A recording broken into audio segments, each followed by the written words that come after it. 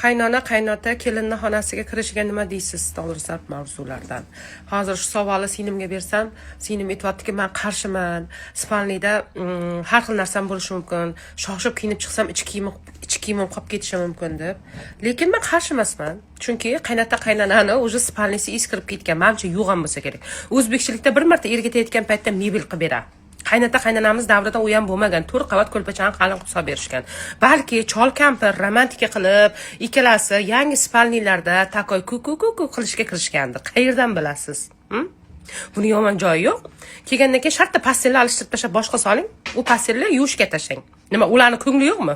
Ular ham yangi spalnilarda yotgisi keladi, takoy xonalarda o'tirgisi keladi, chol kampir romantika qilib hamma puliga sizlarga to'y qilib bergan, mebel olib bergan, sarpa qilgan, o'ziga ololmagan. Nima, endi shuni ham ko'ra olmaysizlarmi? Mumkin, kiraveringlar, bemalol.